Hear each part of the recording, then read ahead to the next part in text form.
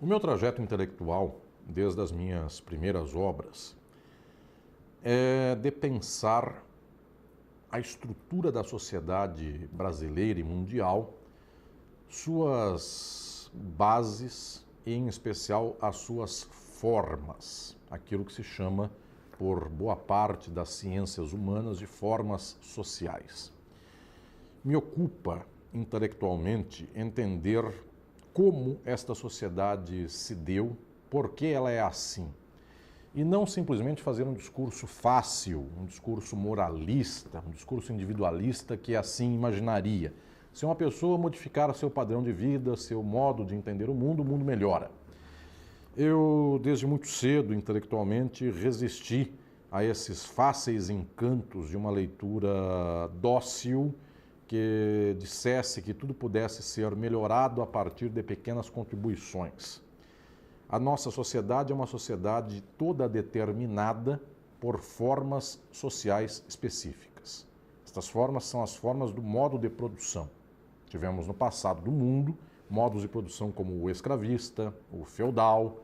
Tivemos no Brasil, nos Estados Unidos, na América, no continente americano, modos de produção escravista, colonial.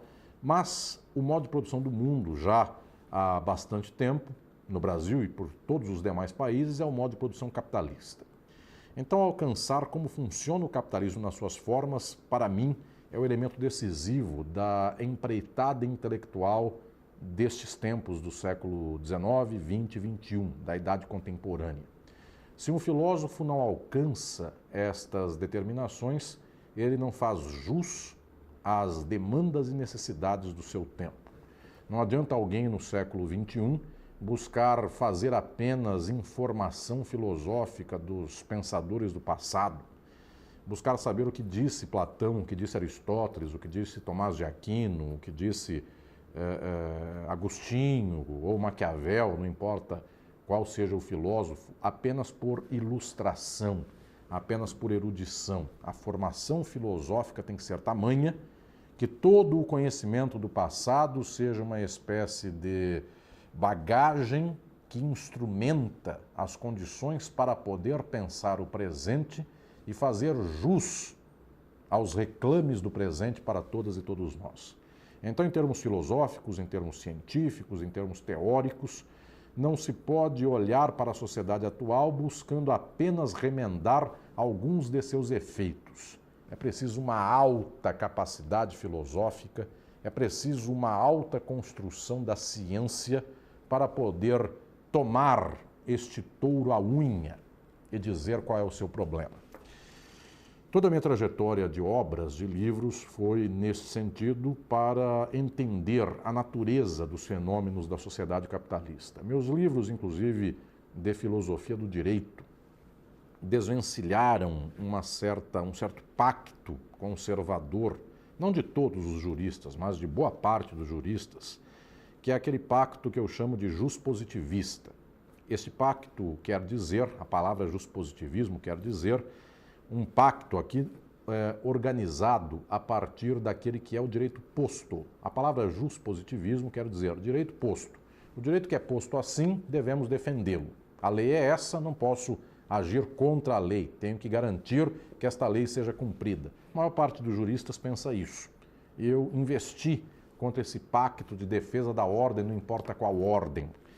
Portanto, nos meus livros como Filosofia do Direito, como Crítica da Legalidade do Direito Brasileiro, como Sociologia do Direito e tantas obras mais, Introdução ao Estudo do Direito, que é o meu livro para quem quer saber as primeiras linhas científicas sobre o direito, sempre insisti com a ideia de que é preciso pensar o direito e as instituições a partir da estrutura do capitalismo. O direito é uma forma social para a garantia do capital.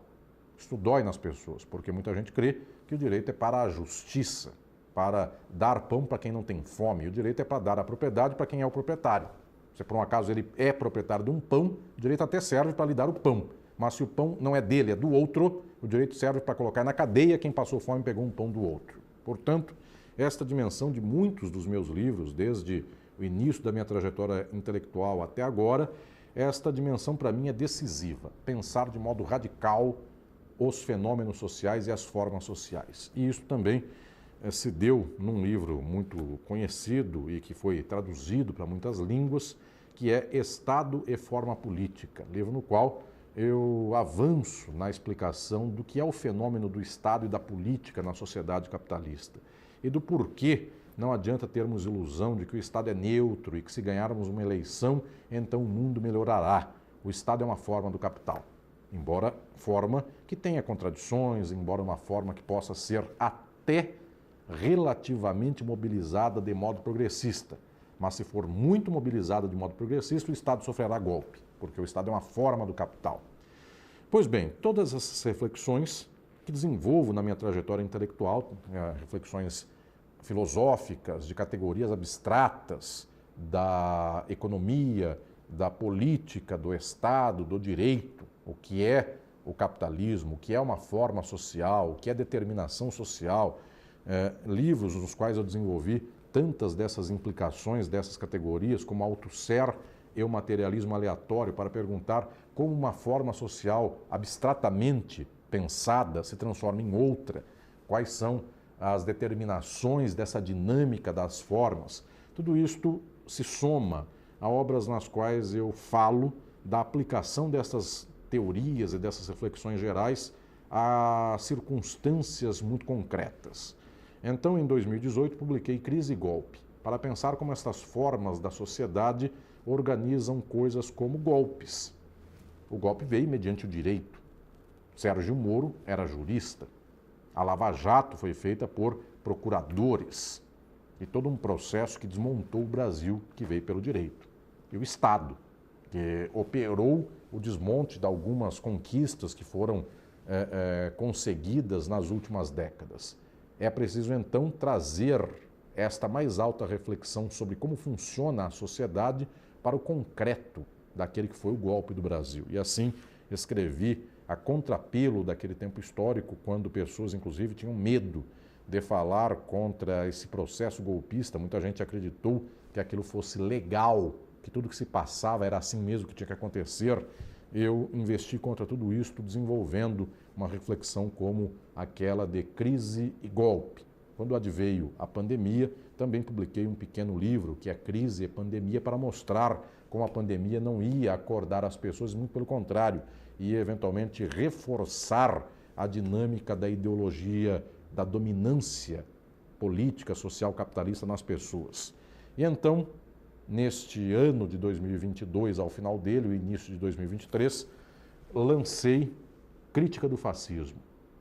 Um pedaço da minha reflexão envolve sempre os fenômenos extremos dentro da sociedade. Como a sociedade capitalista chega a extremos, como estes do fascismo e do nazismo e da extrema-direita. Eu não podia deixar, neste momento, no qual o Brasil e o mundo viviam contradições horrendas e vivia o Brasil um retrocesso social incrível, sob aplauso de uma parcela da nossa gente, eu não podia deixar de explicar, de tratar sobre como a sociedade capitalista chega numa margem extremada como esta do fascismo e do nazismo. E então é uma reflexão minha de muitos anos, desenvolvida inclusive em vários outros livros meus, mas também nas minhas aulas, no meu grupo de pesquisa na Universidade de São Paulo, junto de meus alunos e minhas alunas. Eu fiz uma coletânea de muitos textos que desenvolvi nos últimos anos e também de alguns textos novos, escritos especialmente para essa obra. E este livro, Crítica do Fascismo, busca entregar para o século XXI uma sistematização da mais avançada ciência sobre o que é o fascismo. O fascismo não é só um fenômeno moral.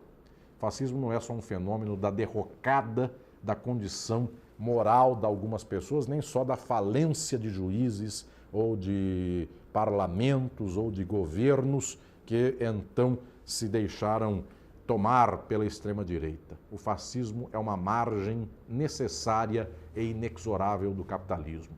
Não quer dizer que o capitalismo a todo dia é fascista. O capitalismo a todo dia domina, explora e oprime.